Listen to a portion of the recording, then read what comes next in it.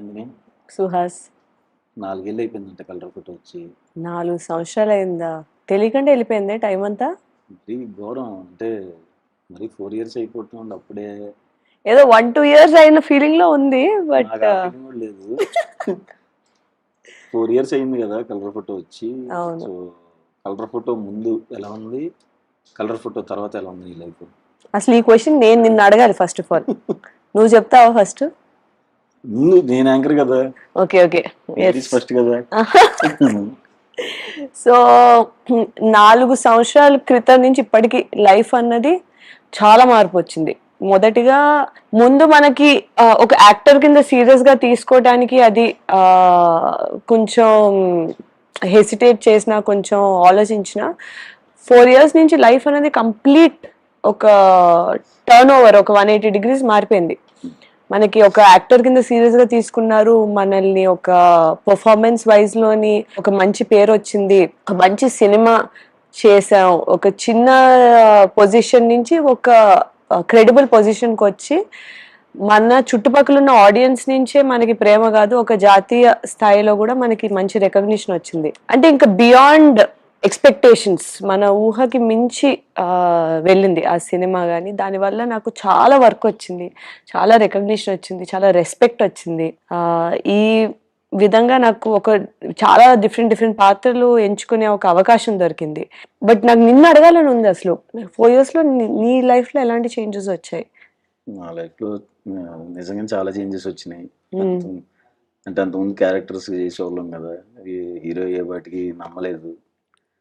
అలా రియలైజ్ అయ్యేలోపు అయిపోయినాయి. ఒక 5 సినిమాలు రిలీజ్ అయిపోయినాయి, ఇంకొక 5 సినిమాలు షూటింగ్ లో ఉన్నాయి. ఓ మై గాడ్, చాలా బాగుంది. 5 సినిమాలు వరుస, ఐ మీన్ కంటిన్యూస్ గా ప్యారలల్ గా చేస్తున్నావా? బాగుంది. అంటే సెలెక్ట్ చేసుకుని కదా, మనం సెలెక్ట్ చేసుకునే పొజిషన్ దాకా వచ్చామని చాలా హ్యాపీగా ఉంది. అవును, మనకి అర్థం అవుద్ది ఆ గ్రోత్ ఎలా ఉంది అన్నది.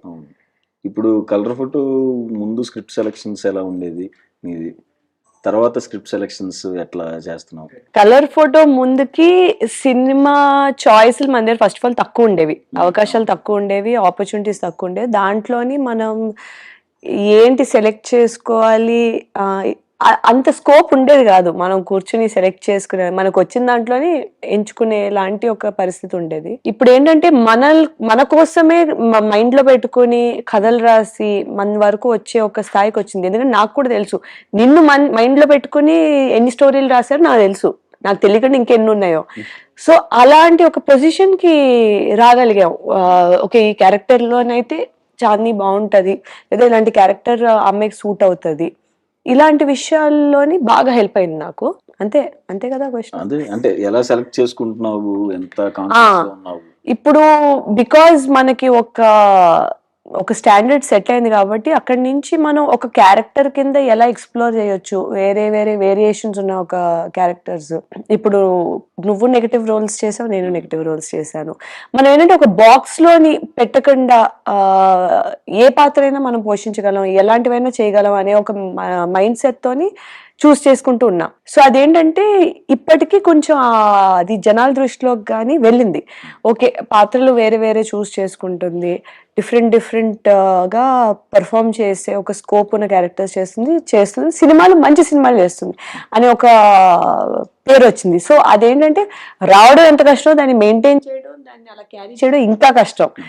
అది అప్పుడు నేను రియలైజ్ అవ్వలేదు. ఇప్పుడు ఏంటంటే మనకు వచ్చే దాంట్లో ఎంత డీప్ గా ఆలోచించాలి, ఎంత కరెక్ట్ గా మనం అడిగేయాలి, ప్రతి అడుగు ఆచితూచి వేయాలి అనే ఒక రెస్పాన్సిబిలిటీ కూడా వచ్చింది. అక్కడ వరకు ఒక కష్టం అంటే అక్కడి నుంచి ఇంకో కష్టం బేసిక్లీ. బట్ అట్లీస్ట్ అక్కడి నుంచి వచ్చే కష్టం కొంచెం ప్రూవ్ అని కాకుండా ఇంకొంచెం ఓకే కన్సిస్టెన్సీ కోసం చేస్తున్న ఒక ప్రయత్నం ఇప్పుడు నాది. కలర్ ఫోటో తీసేద్దాం. కలర్ ఫోటో కాకుండా తర్వాత నీ ఫేవరెట్ ఫిల్మ్ ఏది? నీది? నాదా? కలర్ ఫోటో తర్వాత ఇప్పుడు దాకా దీంతో ఇంక్లూడ్ అయ్యా? ఏం నువ్వు నాగే బౌన్సర్లు వేస్తున్నావు? రిలీజ్ అయిన సినిమాల్లోని ఇప్పటి వరకు ఉన్న దాంట్లో నాకు బాగా నచ్చిన సినిమా అయితే గామి. దానికి నీకు కూడానా మంచి రెస్పాన్స్ వచ్చింది ఆడియన్స్ నుంచి, ఫిల్మ్ మేకర్స్ నుంచి, సినీ ఫైల్స్ నుంచి. అది పక్కన పెడితే ఇప్పుడు నెక్స్ట్ రాబోయే సినిమాలోని ఇప్పుడు ఏవం జూన్ 14th రిలీజ్ అవుతుంది. ఇంత పాటు మ్యూజిక్ షాప్ మూర్తి కూడా రిలీజ్ అవుతుంది. ఏవం అనేది ఏంటంటే ఒక మంచి పవర్ఫుల్ క్యారెక్టర్ కదా, పవర్ఫుల్ గా కనిపించే క్యారెక్టర్. పవర్ఫుల్ లా కాదు, సినిమా చూస్తే మనకు తెలుస్తుంది కొంచెం వల్నరబిలిటీ అది షేడ్స్ ఉన్న రోల్ అన్నమాట. సో ఒక పోలీస్ క్యారెక్టర్ నీకు నేను తెలుసు కాబట్టి పర్సనలీ నీకు యాక్చువల్గా ఇదే సెట్ అవుద్ది.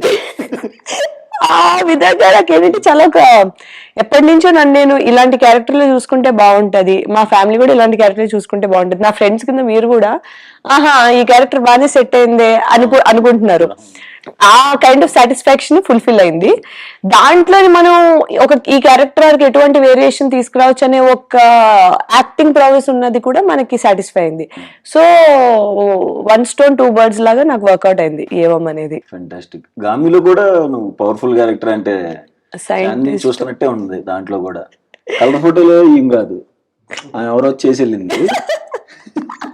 ఇందులో అయితే ట్రైలర్ చూసినప్పుడు అయితే చాందిని పర్ఫెక్ట్ సెట్ అయ్యి విజువల్ గా చాలా స్ట్రాంగ్ కాబట్టి అది ఇంకా ఇన్వాల్వ్ చేసాం అనుకుంటున్నా. కొంచెం అవును, పోలీస్ ఆఫీసర్ ఫస్ట్ టైం కదా, పోలీస్ ఆఫీసర్ ఫస్ట్ టైం. ఎలా అనిపించింది మరి? ఆ యూనిఫామ్ వేసుకోగానే ఒక తెలియని ఒక కైండ్ ఆఫ్ కాన్ఫిడెన్స్ వస్తుంది. అదేట ఆపాలనిపించేది మ్యామ్. మళ్ళీ అంత రెడీ అయ్యి పోలీస్ ఆఫీసర్ ఎందుకు వచ్చిందని డౌట్లు వస్తాయి. కానీ నాకు చాలా సార్లు అది వేసుకుని అసలు క్యాజువల్ గా కార్ లో వెళ్ళిపోయి ఎవరినైనా ఎవరు చేసే ఇట్రా నువ్వు దా కొత్త స్టేషన్ రా అని చెప్పి ఊరికే చెయ్యాలనిపించింది. కానీ మరి చట్టాన్ని మన చేతులు చండాలుగా ఉంటుందని చెప్పి చేయలేదు. బట్ అది వేసుకోగానే ఒక ఫీల్ వస్తుంది. దాంతో ఏంటంటే మనం నడిచే విధానం మారిపోద్ది, లాఠీ పట్టుకునే విధానం మారిపోద్ది. గన్ హెవీగా లేదు, గన్ కొంచెం లోడ్ మారిపోయింది. చంద్రముఖిని చూడండి మారిపోతుంది, చెప్తాను మెల్లగా అని చెప్తే ఎగిరిపోతున్నాయి.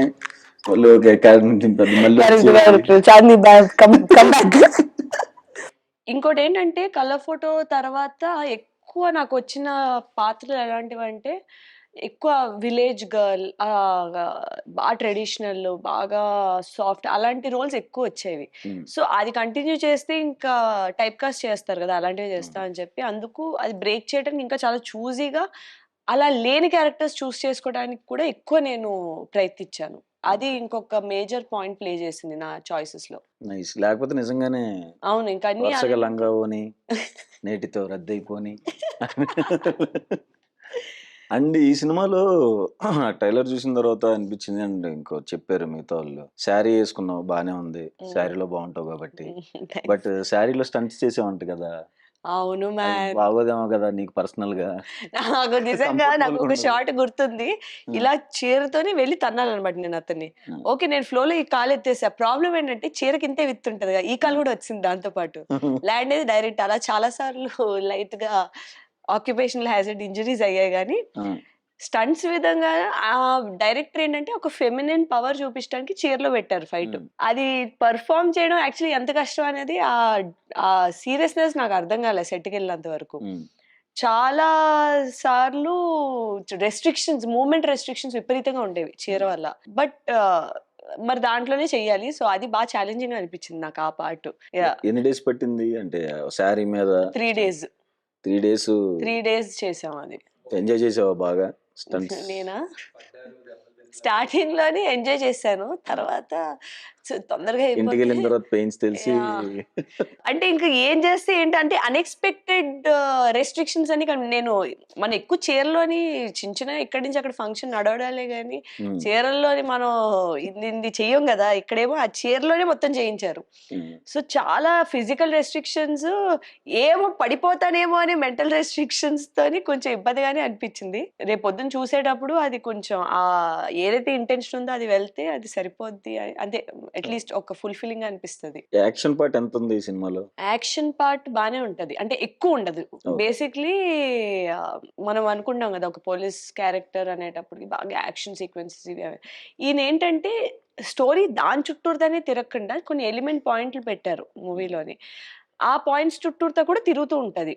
అదే టైంలోని ఈ అమ్మాయి క్యారెక్టర్ సౌమ్య అనే క్యారెక్టర్ కొంచెం సౌమ్యంగా ఉండాలి, సౌమ్యంగా ఉంటూ ఒక పోలీస్ క్యారెక్టరు చెయ్యాలి అనే ఒక మైండ్ సెట్ తో రాసిన ఒక పాత్ర ఇది. దీంట్లోని తిను ఎంత పోలీస్ రోల్ స్ట్రాంగ్ అనుకున్నా సరే ఒక వల్నరబుల్ క్యారెక్టరే. ఒక నెమ్మదస్తురాలు, ఒక వికారాబాద్ అనే ఒక చిన్న చోటులోని పుట్టి పెరిగి పోలీస్ అవ్వాలనే దాంతో వచ్చి ఒక సొసైటీ కాదు, ఇలా కాదు అంటే వాళ్ళకి అగెయిన్స్ట్‌గా నన్ను నేను కాపాడుకోగలను, నేను అవును ఆడపిల్లని అయితే ఏంటి అని ఒక క్వెషన్ చేస్తూ తను ముందుకెళ్తూ ఉంటది.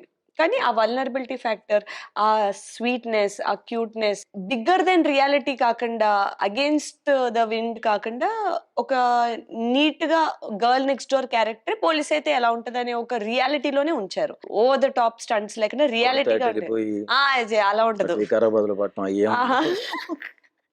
లేదు అలా ఉండదు. బట్ ఎప్పుడు అవసరమో అప్పుడు తను స్టాండ్స్ తీసుకొని నించునే ఒక పాయింట్ కూడా వస్తది. అదేంటంటే క్యారెక్టర్ ఆర్క్ ప్రకారంగానే ఉంటది. మధ్యలో సడెన్‌గా తనకొచ్చేదు.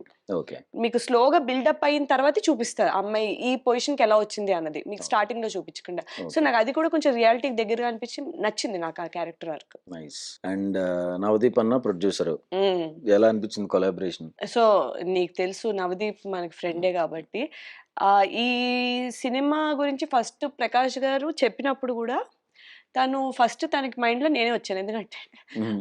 బయట మనకు తెలుసు కదా! హ్మ్. సో, తను అనుకున్నాడు చాందిని అయితే బావుంటదని. ఆయన అప్పుడు కలర్ ఫోటో అది చూసారు.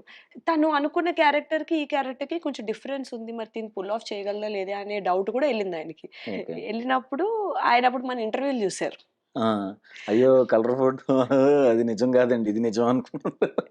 అనుకుని ఇలా ఇదే కదా మనం చూస్తుంది క్యారెక్టర్ అనుకుని ఇంకా ఆయన ఇంటర్వ్యూస్ చూసి కన్విన్స్ అయ్యి నన్ను కాస్ట్ చేశారు. ఓకే. ఇంకా ఇట్ వాస్ ఈజీ. ఈ క్యారెక్టర్‌లోకి మనం వెళ్ళడం కొంచెం ఈజీగానే అయిందనమాట. అంటే ఇప్పుడు నువ్వు ఫ్యామిలీ డ్రామాలోని కష్టపడి చేసినట్టు కాకుండా నాకు కొంచెం ఈజీగా ఎళ్ళిపోయాను నేను దీంట్లో మన క్యారెక్టర్ కాబట్టి. అంటే జనరల్‌గా కలర్ ఫోటో అంటే సినిమా చూసి ఛాన్సులు రావాలి. జనరల్‌గా సెలెక్ట్ చేస్తారు. ఈ సినిమా ఇందులో బా చేశాం.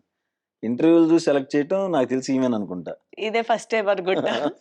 ఇంటర్వ్యూలు చూసి ఇంటర్వ్యూలు కూడా ఇంత ఇంపార్టెంట్ ఉంటాయని చెప్పి నాకు అప్పుడే తెలిసింది. అంటే ఈ సినిమా ఏదన్నా రియల్ ఇన్సిడెంట్‌కి ఏమన్నా సంబంధం ఉందా? డైరెక్టర్‌కి సంబంధించింది లేకపోతే ఫిక్షనా? డైరెక్టర్‌కి సంబంధించి రియల్ ఇన్సిడెంట్ ఏం లేదు గానీ, కొన్ని పాయింట్స్ ఏవైతే ఉన్నాయో అవి డెఫినెట్‌లీ మన చుట్టుపక్కల మనం విన్న ఒక పాయింట్స్‌ని ఒక ఎక్స్‌ట్రీమ్ సెన్స్‌లో ఎలా కనిపించొచ్చు.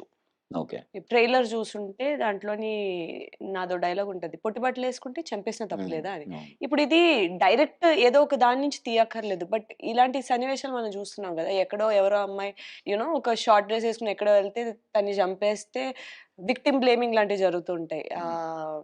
ఆ అమ్మాయి మరి ఆ టైంలో ఆ బట్టలేసుకొని ఎందుకెళ్ళిందని. హ్మ్. సో, ఇలాంటి కొన్ని పాయింట్స్ మేము అంటే దాన్ని ప్రత్యేకంగా చూపించకంటే స్టోరీలోని జస్ట్ ఫ్లోలోని ఓకే. క్యాజుయల్‌గా చూపించినట్టు చూపిస్తాం మేము. ఓకే. సో దట్ దాని మీద ఎక్కువ హైలైట్ ఉండదు గానీ, ఆ పాయింట్ రిజిస్టర్ అయ్యేలాగా. సో, ఇలాంటి కొన్ని పాయింట్స్ మనం చుట్టుపక్కల జరిగిన వాటి నుంచి పెట్టాము. But overall it's a fiction story. Okay. హ్మ్. అంటే ఇది ట్రైలర్‌లో చూసినప్పుడు ఎవరో సైకో కిల్లర్ ఉన్నాడు. హ్మ్. వింత వింతగా చూస్తున్నాడు. కొంచెం తేడాగా ఉన్నాడు అతను. ఏముంటది ఆయన సైకోకి సంబంధించిన ఆయనతో అంటే ఎంతవరకు ఉంటది ఆ క్యారెక్టరు? సో, 'వశిష్ఠ సింహ' తను చేశాడు. ఆయన మనకి ఈ 'కేజీఎఫ్‌లో' చేశారు. ఆయన అవును. 'నారప్ప' వీటన్నీ చేశారు. చాలా మంచి యాక్టరు. అతని వాయిస్ బాగా గంభీరంగా ఉంటది. పాడుతూ ఆల్ ఆఫ్ దిస్. ఈ రోల్ ఏంటంటే ఆయనది ఏ నేను సరిపోనా అనే ఒక క్యారెక్టర్. బేసిక్‌లీ మనకిప్పుడు యంగ్ యూత్ అబ్బాయిలు ఉంటారు గదా! అబ్బాయిలు గాని, అమ్మాయిలు గాని మనకి ఎలా ఉంటదంటే, ఇలా అనుకుంటున్నా, అలా అనుకుంటున్నా అంటే మనసులో అనిపిస్తది. నేను సరిపోనా? అక్కడే ఎళ్ళాలా? మనం సరిపోమా? అనిపిస్తది గదా! హ్మ్. అది ఒక స్పెసిఫిక్ పాయింట్ ఆఫ్ వ్యూలో చూపిస్తాం ఇది. ఓకే. అతని క్యారెక్టర్. డార్క్ క్యారెక్టర్ అది. ఓకే. కానీ రిలేటబుల్ క్యారెక్టర్. అసలు ఆ బ్యాలెన్స్ బాగా ప్లే చేశారు. మా డైరెక్టర్ ప్రకాష్ గారు. క్యారెక్టర్స్‌కి ఏది బ్లాక్ అండ్ వైట్ కింద చూపించలేదు. అన్నీ ఒక గ్రేష్ క్యారెక్టర్స్ కిందే చూపిచ్చారు. ఇంకోటేంటంటే ఏవైతే పాత్రలున్నాయో ప్రతి ఒక్కళ్ళకి ఒక ట్యాగ్‌లైన్ ఉంటది. ఇప్పుడు అశ్వుదేమో 'నా బాడీ సూపర్ డీలక్స్.' హ్మ్. భరత్‌దేమో 'there are no coincidences in a crime only mistakes.' So, ఇలా ఇప్పుడు ఇవన్నీ ఏంటంటే ఎక్కడి నుంచో వచ్చిన క్యారెక్టర్స్ కాదు. మన చుట్టుపక్కల ఉన్న క్యారెక్టర్స్‌నే పెట్టి తీసినట్టుంటది. సో, సినిమాకి ఎవరైనా రేపు పొద్దున ఎళ్లి చూసినప్పుడు ఏదో ఒక క్యారెక్టర్‌తో కనెక్ట్ అవుతారు. అది సౌమ్య క్యారెక్టర్ అయ్యుండొచ్చు, యుగంధర్ క్యారెక్టర్ ఇందాక వశిష్ఠ అన్నా అవును. గదా! అతని క్యారెక్టర్ అయ్యుండొచ్చు, భరత్ క్యారెక్టర్ అయ్యుండొచ్చు, అశు క్యారెక్టర్ అయ్యుండొచ్చు. లేదు గోపరాజ్ రమణ గారు ఉన్నారు ఇందులోని. డిఫరెంట్ క్యారెక్టర్స్ ఉంటాయి కాబట్టి ఒక్క డ్రైవింగ్ ఫోర్స్ కాదు మనకి, ఒకళ్ళే రిలేట్ అయ్యేలా. సో వెళ్ళే వాళ్ళ బట్టి వాళ్ళు ఎటువంటి పరిశ్రమాల్లో పెరిగారు, వాళ్ళ మైండ్ సెట్ ఎలా ఉంది బట్టి ఒకరికి ఒక క్యారెక్టర్ కనెక్ట్ అవుద్ది. అండ్ ఏవం అనే దాని టైటిల్ మీనింగ్ కూడా ఇది ఇలా జరిగింది, ఇది మంచి జరిగింది, చెడు జరిగింది, కరెక్ట్ జరిగింది అవే ఉండదు. జరిగింది ఇలా చూపిస్తాం, అన్ని గ్రేష్ గా చూపిస్తున్నాం. దాని టేక్అవే ఏంటి అన్నది ఆడియన్స్ మీద డిపెండ్ అయి ఉంటుంది, ఏ క్యారెక్టర్ కనెక్ట్ అయ్యి వెళ్ళారు అని. ఈ పాయింట్స్ కూడా నాకు బాగా నచ్చింది ఈ మూవీలో. గోపరాజ రమణ సార్ కూడా చాలా నీట్ గా ఒక పోలీస్ బాబాయ్ కరెక్ట్ చాలా గా బాగా సెట్ అయ్యారు అసలు set ఆయనతోని. ఆయనతో నేను ఆల్రెడీ ముందు ఒక సినిమా కూడా చేశాను. ఓకే సో దాంట్లోని అతనికి నాకు ఎక్కువ ఇంటరాక్షన్ ఉండేది కదా, దీంట్లో బాగా ఇంటరాక్షన్ ఉంటది అనమాట. ఓకే ఆయన క్యారెక్టర్ చాలా క్యూట్ గా ఉంటది ఈ మూవీలో. ఓకే ఒక పక్క నుంచి ఒక డ్రైవింగ్ ఫ్యాక్టర్ కింద ఉన్న కథకి చాలా క్యూట్ గా మంచి కామెడీ యాంగిల్ చూపిస్తారు ఆయనది. బెస్ట్ పార్ట్ ఏం లేదంటే నాలోన లైట్ కామెడీ యాంగిల్ చూపిస్తారు, ఆయనలోన కామెడీ యాంగిల్ చూపిస్తారు. ఇలా ఎక్స్ప్లోర్ చేయలేని చిన్న చిన్నవి చూపిస్తూ ఉంటారు, అది కూడా బాగా వచ్చింది. ఓకే ఇందులో సీరియల్ కిల్లర్ ఉన్నాడు. ఉమ్. తనతో హ్యాండిల్ చేయటం, తన హ్యాండిల్ చేయటం ఎంత కష్టం అనిపించింది? ఒక సీరియల్ కిల్లర్ ని హ్యాండిల్ చేయడం ఎంత కష్టమో నువ్వు నన్ను అడుగుతున్నావా కుమార్? ఫ్రమ్ హిట్ టు హిట్ 2 అంటే సైకోలు పలు రకాలు. అందులో నేను ఒక రకమైన సైకో, ఇందులో చూస్తుంటే అతను ఒక రకమైన సైకో, ఫ్యామిలీ డ్రామాలో kind of psycho. Psycho. So ఒక్కొక్కరు ఒక్కొక్క సైకో లాగా ఉంటారు కదా, ఈ సైకో కిల్లర్ని ఎలా హ్యాండిల్ చేసావని? ఈ సైకో కిల్లర్ ని నీకంటే నేనే పెద్ద సైకోన్ రా అని చెప్పి రివర్స్ కొట్టి అది పంపిస్తావా? వాళ్ళకి ఇంకా తెలియదుగా. లాస్ట్ లో మనం చూపిస్తాం ఎవట్రా సైకో నీకడ మనం ఉన్నామని. మన లైట్ గా రియల్ లైఫ్ చూపించేటప్పటికి వాడే బయటకు వచ్చాడు. ఇప్పుడు ఆ స్టంట్స్ అన్ని తనతోనే ఉంటాయా? ఆ సినిమా చూడాలా? మరి ప్రీమియర్ కి ఏమైనా పిలుస్తారా లేకపోతే డైరెక్ట్ థియేటర్ లోనేనా? నేను అసలు యాక్చువల్లీ నేను ప్రీమియర్ కి ఇన్వైట్ చేద్దాం వస్తే ఇలా ఏమో ఇంటర్వ్యూ పెట్టారు. ఓహో, మాకైతే ప్రీమియర్ టికెట్ ఉంటుందా? నాకు ఏం మాట్లాడుతున్నావు అసలు, నా పక్కనే ఆ? ఎంట్రీకి నువ్వు మధ్యలో ఎక్కడికి వెళ్ళకూడదు కదా, నేను పట్టుకొని కూర్చుంటాను సినిమా మొత్తం. మాకు ఎవరైనా కలర్ ఫోటో తీసారా?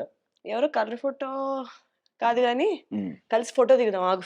సో ఏవం మా చాందీ చౌదరి చేసిన ఏవం జూన్ 14న, జూన్ 14వ తారీఖున థియేటర్స్లో రిలీజ్ అవుతుంది. అందరూ తప్పకుండా చూడండి. ట్రైలర్ చాలా ఇంట్రెస్టింగ్ ఉంది, సినిమా ఇంకా బాగుంటుందని అనుకుంటున్నాం.